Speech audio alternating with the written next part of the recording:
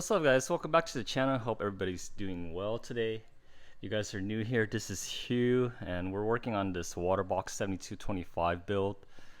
If you guys followed along, I've been kind of promising that I'll try to do weekly videos, but yeah, it's not working out that way.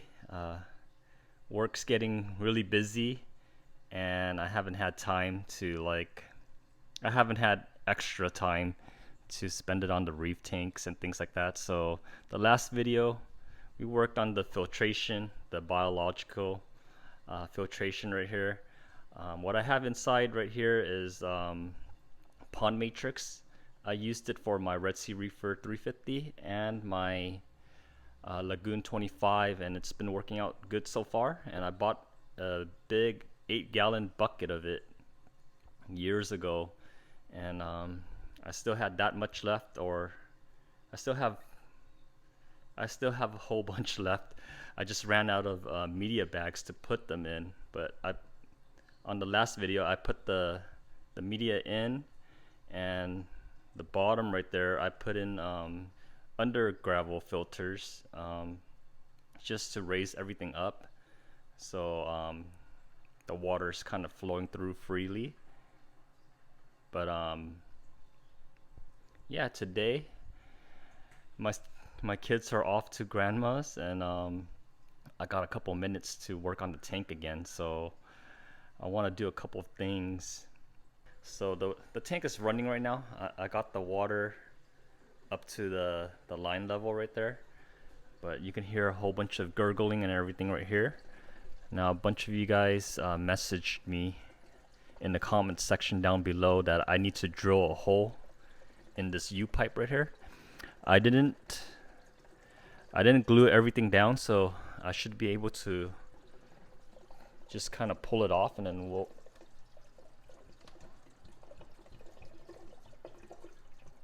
here you go. Just pulled it off right here.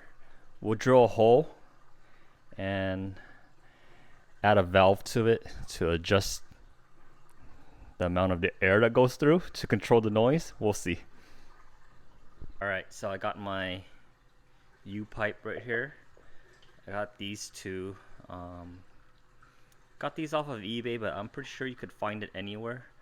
But part of the nipple comes off, so I was gonna drill a hole and then stick it through, and then on this other end right here I'll have the airline tubing coming up, and then to another one of these, so I can control how much air is coming in and out, and we'll see how quiet it gets. Alright, I got the hole drilled out right here. We're gonna stick it through. Okay, this is what I got. You see the little plug right there, so I could plug in the airline. It comes down to here to another valve, so we can twist this right here to adjust whatever, but we'll test it right now, see if it works.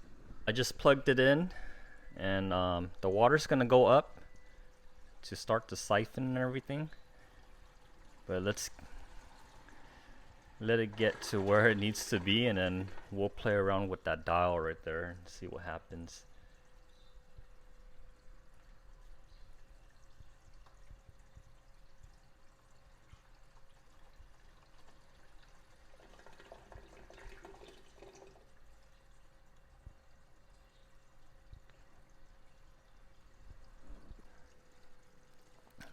I have it partially open right now, and it does stop it from filling with water up to a certain point and then kind of flushing everything. But with the water going through like that, at times some air gets sucked in and you still hear a little gurgling, but it's not too bad. I don't hear that much. I'm hearing water come straight down the pipe right here and hitting the 90, but that's kind of expected. That's that, and the last thing I wanted to work on today is the skimmer. Alright guys, here's the skimmer. I got a Nyos Quantum 160. It's the same one that I'm running in the Red Sea Reefer 350. Let me show you guys. I got this one here used, as well as the other one used as well. If I was forced to buy new, I don't think I could afford it, but it works for me. It's kind of pricey, but yeah, look out on the used market and you could pick them up for a reasonable price. But yeah, the sticker price for new is a bit much, but it works great. You can see how dark the skim mate is, and it's been on my Red Sea reefer ever since the beginning. And I think because of this, I'm able to feed as much as I want and just kind of let the tank go, because it's just extracting all of this nutrients out of the water column, and I don't have to do that many water changes and things like that. Over here, I'm just like running it in hot water right now, just to clean it up a little bit. I'm gonna get a screwdriver and take apart the titanium screws right there and give it a good wipe down before we put it into our sump area. Alright guys, I'm back a week later. So I'm starting to add salt into this tank right now so we can have the salinity up, so we can get the bacteria seeded for the pond matrix right here. I'm just using the cheap stuff, Reef crystals. This whole bucket's for 160. I dumped in the remaining bucket I was using for all of my other tanks, and then this is a new bucket right here. And I'm just slowly filling up this pitcher and then putting it into the tank up top right here. That way my wave makers could just mix it up, and I'm watching the salinity. Now on the last video, we were talking about the skimmer right here, and I put it into warm water, but then I went on Amazon and got some of this stuff right here. I'll just pour it in and I'll just pour a little bit in and let the skimmer do the work and everything, and then we'll rinse it out and we'll throw it into the sump right here. Alright guys, I'm back. So I took apart the skimmer off camera and I hosed off everything. It's looking brand new. All of that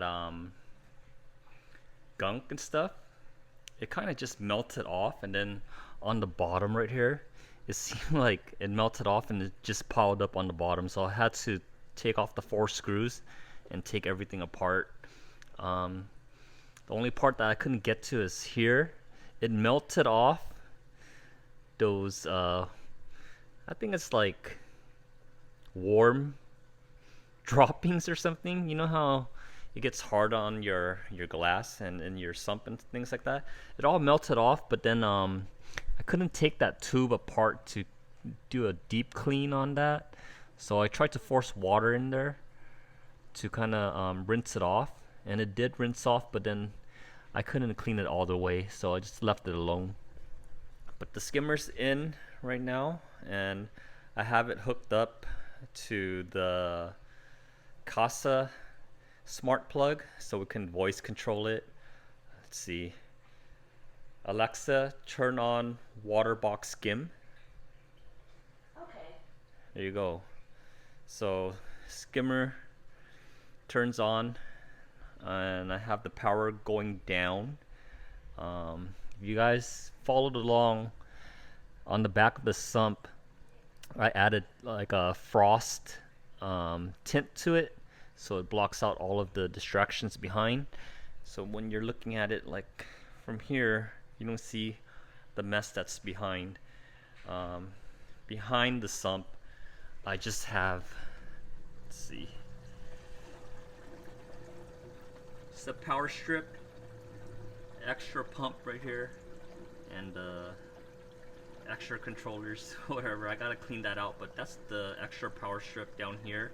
I have one down here, but I also have a whole bunch of stuff up here as well. It made sense to have the power for the skimmer down there versus me kind of routing the wire up here somehow and hiding it. I don't know. I'm kind of lazy now.